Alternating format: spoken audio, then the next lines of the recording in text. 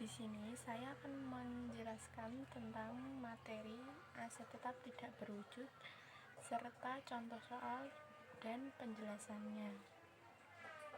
Kita akan membahas dulu tentang pengertian apa itu aset tetap tidak berwujud. Jadi, aset tetap tidak berwujud itu adalah aset yang dimiliki oleh perusahaan, tidak bisa diraba, tidak bisa dirasakan, akan tetapi dapat menambah kekayaan perusahaan untuk menunjang kegiatan operasional perusahaan dan mencari keuntungan. Baiklah, di sini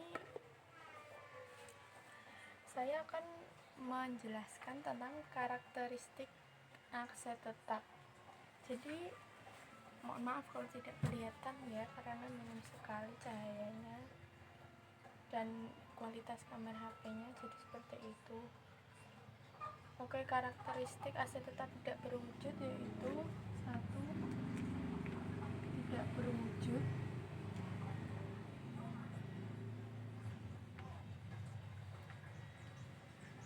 2. Dapat diidentifikasi.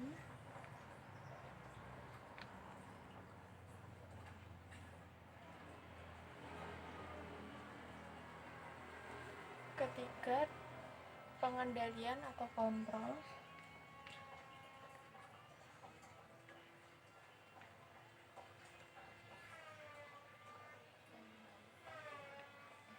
4 yaitu ada manfaat ekonomis di masa depan. Nah, sekarang contoh-contoh aset tetap tidak berwujud. Yang pertama ada paten.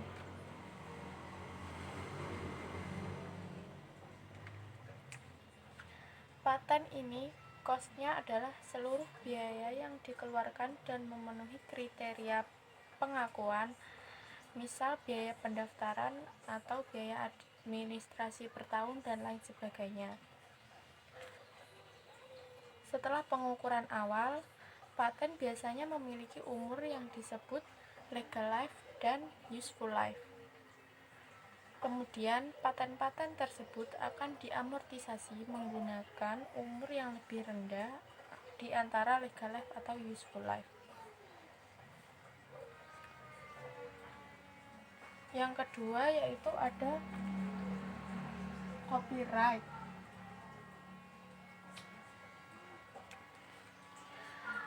Copyright cost-nya yaitu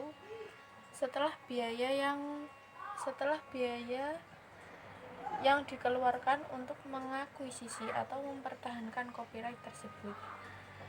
Kemudian copyright juga akan diamortisasi menggunakan umur yang lebih rendah di antara legal life dan useful life. Copyright sendiri itu apa? Copyright ini berkaitan hak yang berkaitan dengan pengopian sesuatu, misal karya seni dan lain sebagainya. Baik, selanjutnya yaitu ada trademark dan trade name. Ini tadi cost-nya yaitu seluruh biaya yang dikeluarkan untuk mendaftarkan dan mempertahankan trademark atau trade name. Trademark dan trade name ini berkaitan dengan merek ya. Merek. Lalu yang keempat yaitu ada franchise.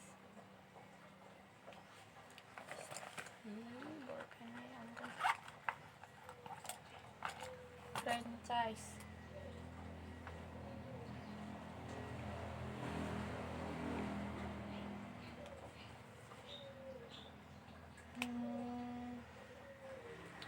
Franchise itu cost-nya seluruh biaya yang dikeluarkan untuk mendapatkan franchise tersebut. Franchise juga diamortisasi sesuai masa legal atau masa manfaat. Yang kelima yaitu ada goodwill.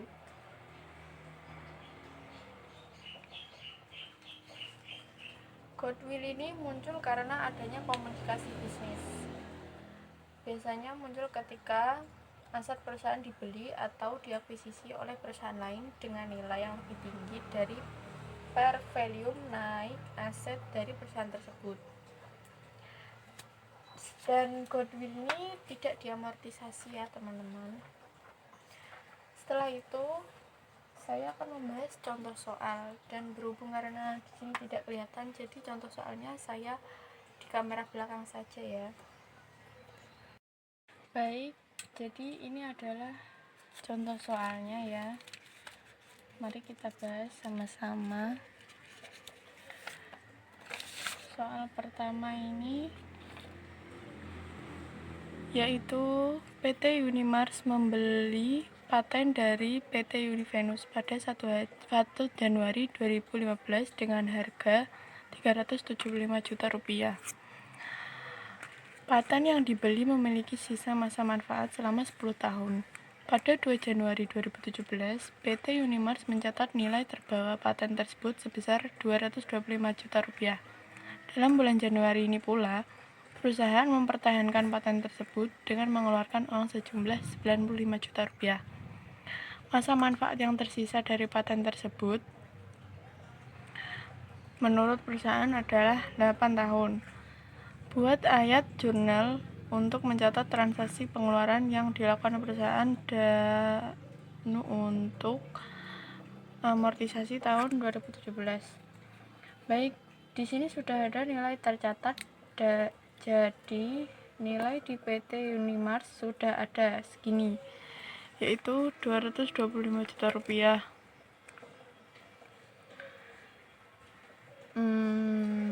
Nah, yang dikeluarkan di perusahaan yang mana? Ya, ini 95 juta rupiah. Maka jurnalnya seperti apa? Jurnalnya seperti ini, yaitu paten pada kas sebesar 95 juta rupiah. Maaf, nyoretnya kelewat. Ini seharusnya di sini. Dan pada kas sebesar 95 juta rupiah. Kemudian berkaitan dengan penyusutan, kita harus lihat dulu nilai terbawa itu adalah nilai tercatat. Berarti ada 225 juta rupiah ditambah dengan 95 juta rupiah. Karena perusahaan mengeluarkan lagi untuk mempertahankan si paten tersebut, berarti harga perolehan paten ini yaitu 225 juta rupiah tadi harus ditambah 225 juta rupiah tadi harus ditambah dengan 95 juta rupiah. Maka yang didapat adalah 225 juta rupiah. Ini ya, yang didapat adalah 225 juta rupiah. 225 juta rupiah ditambah dengan 95 juta rupiah sama dengan 320 juta. Kemudian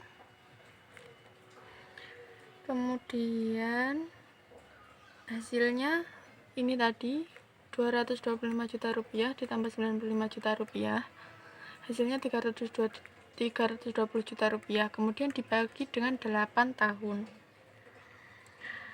yaitu sama dengan 320 juta dibagi 8 tahun sama dengan 40 juta ya, 40 juta.